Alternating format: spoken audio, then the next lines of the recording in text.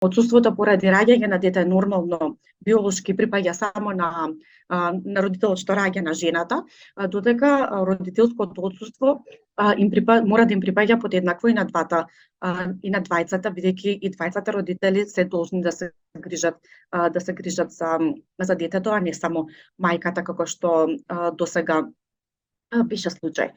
Сметаме дека ова е многу позитивна мерка од аспект на унапредување на родовата еднаквост во домот. Бидејќи знаете, досега жените се вклучија во пазарот на труд, меѓутоа многу ни е потешко мажите да ги вклучиме, не се носат мерки, политики за да се вклучат мажите во грижата за домот и грижата и воспитувањето на децата. Потука имаме се уште голема родова нееднаквост во домовите и се завршува со оваа ситуација на неплатен женски труд. Односно, жените одат на работа, работат подеднакво како и мажите, а во домот имаат уште едно работно место за кое што не се платени.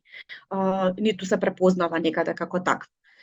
Од тука да се споделат врските во домот, поврзани со готвење, чистење, пресоблекување, воспитување за на детето, негова едукација е клучно.